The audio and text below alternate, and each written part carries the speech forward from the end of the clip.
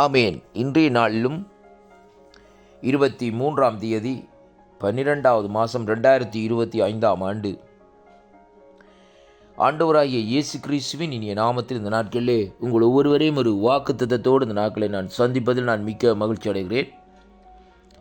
ஆண்டவருடைய கிறிஸ்மஸ் நத்தார் நாட்களை கொண்டாட இருக்கும் ஒவ்வொரு அன்பு உள்ளங்களையும் கர்த்தராகிய இயேசு கிறிஸ்துவின் நாமத்திலே வாழ்த்தி ஆசீர்வதிக்கிறேன். இந்த நாளிலும் வேத தியானத்திற்கு எடுத்துக்கொண்ட பகுதி 2 கொரிந்தியர் 3ஆம் அதிகாரம் 17வது வசனம். கர்த்தருடைய வார்த்தை சொல்லுகிறது, கர்த்தரே ஆவியானவர், கர்த்தருடைய ஆவியானவர் எங்கேயோ அங்கே விடுதலை உண்டு என்று சொல்லி இந்த நாட்களிலே வேதம் நமக்கு சொல்லுகிறதை பார்க்கிறோம். என் ஆண்டவராகிய இயேசு கிறிஸ்துடைய பிறப்பை பார்ப்பீர்களா இருந்தால் ஆவியினாலே, பரிசுத்த ஆவியினாலே இந்த நாட்களிலே மரியாளுடைய கற்பத்திலே இந்த நாட்களிலே அவர் உருவாக்கப்பட்டார் என்று சொல்லி இந்த நாட்களிலே நாங்கள் காணக்கூடியதாக இருக்கிறது. ஆதிகாமத்திலே எடுத்து பார்ப்பீர்களா இருந்தால் ஜலத்தின் மேல் ஆவியானவர் அசைவாடி கொண்டிருந்தார் என்று சொல்லி இந்த நாட்களிலே பார்க்கப்படுகிறது. அப்படியானால் எல்லா விதமான இந்த பூமியிலே உருவாக்கப்படுகிற ஒவ்வொரு காரியங்கள், அது மனுஷனாக இருந்தாலும் சரி, என்ன காரியங்களாக இருந்தாலும் சரி, அவருடைய ஆவியானவர் தான் அவர்களுக்குள்ளே அந்த கிரியைகளை நடப்பிக்கிறதை அங்கே காணக்கூடியதாக இருக்கிறது. மண்ணினால் மனுஷனை உருவாக்கி வேதம் சொல்லுகிறது, அவனுடைய நாசியிலே அவர் தன்னுடைய சுவாசத்தை ஊதினார் என்று சொல்லி இன்றைக்கு நாங்கள் பார்க்கிறோம். அவன் காலூன்றி நின்றார் என்று சொல்லி இங்கே பார்க்கிறோம். அருமையான கர்த்தருடைய பிள்ளைகளே, அப்படியானால் ஆவியானவர் இன்றைக்கு இல்லை என்றால் எதுவுமே இந்த நாட்களிலே நமக்கு இல்லை என்பதைத்தான் இந்த வார்த்தை ஊடாக இன்றைக்கு நாங்கள் காணக்கூடியதாக இருக்கிறது. இந்த வர இருக்கிற புதிய ஆண்டிலே கூட இந்த நாட்களிலே நாங்கள் ஆவியானவரோடு ஒத்தாசையோடு ஆவியானவரோடு நடக்கும்படியாகத்தான் ஆவியானவர் இந்த வார்த்தைகளை நமக்கு கொடுக்கிறதை பார்க்கிறோம்.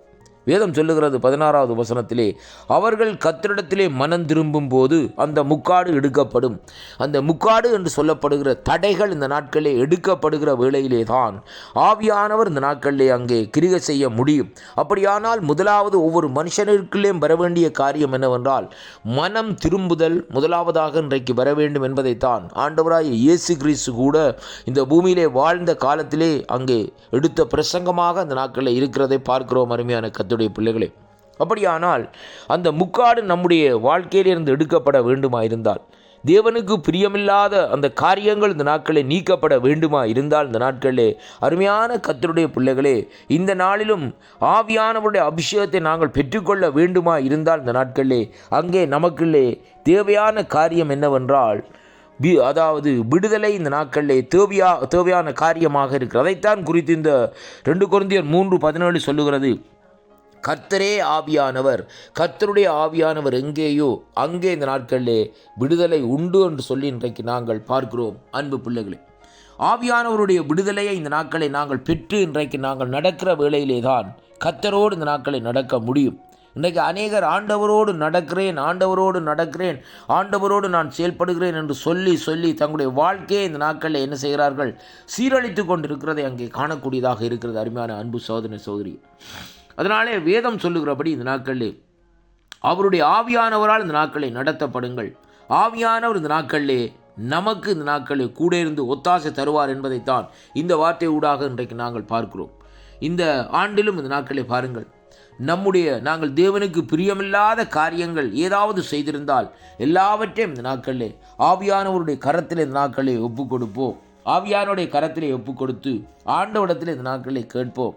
ஆண்டவரே, வருகிற ஆண்டில் உம்முடைய ஆவியானவர் எங்களை நடத்தும்படியாக உம்முடைய கரத்துக்களே இந்த நாட்களை நாங்கள் ஒப்புக் கொடுக்கிறோம் என்று சொல்லுகிற வேளையிலே ஆவியானவர் இந்த நாட்களிலே நம்முடைய வாழ்க்கையிலே இந்த நாட்களில் விடுதலையை தந்து இந்த நாட்களை நடத்த வல்லவராக இருக்கிறார் என்று சொல்லி இந்த நாட்களை காணக்கூடியதாக இருக்கிறது.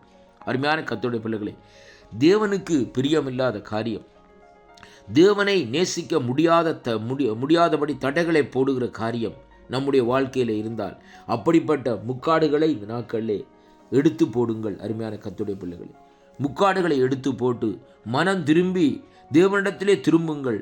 ஆவியானவர் இந்த நாட்களிலே முடிவு பரியந்தம் இந்த நாட்களிலே உங்களை நடத்த வல்லவராக இருக்கிறார் என்பதை இந்த வார்த்தை ஊடாக நாங்கள் அறிந்து கொள்ளக்கூடியதாக இருக்கிறது. அருமையான கர்த்தருடைய பிள்ளைகளே, ஆவியினாலே நடாத்தப்படுங்கள் என்று சொல்லி ரோமர் 8ஆம் அதிகாரத்திலே சொல்லப்பட்ட பிரகாரம் ஆவியினாலே நடாத்தப்படுகிற வேளையிலே நம்முடைய வாழ்க்கையிலே நமக்கு ஆக்கின தீர்ப்பு இல்லை என்பதை நாங்கள் அறிந்து கொள்ள முடியும். கர்த்தர் தாமே உங்களை ஆசீர்வதிப்பாராக என்று என் பிதாவாகிய தேவனும் கர்த்தராகிய இயேசு கிறிஸ்துவும் பரிசுத்தாவியனுடைய நாமத்தினாலே இந்த நாட்களிலே நான் உங்களை வாழ்த்தி ஆசீர்வதிக்கிறேன். கர்த்தரே ஆவியானவர். கர்த்தருடைய ஆவியானவர் எங்கேயோ அங்கே விடுதலை உண்டு. அந்த விடுதலையை பெற்று சந்தோஷமாய் நீங்கள் இருக்கும்படியாக தேவனுடைய கரம் உங்களோடு கூட இருந்து நடத்தும்படியாக இயேசு கிறிஸ்துவின் நாமத்திலே வாழ்த்தி ஆசீர்வதிக்கிறேன். ஆமேன், ஆமேன், ஆமேன்.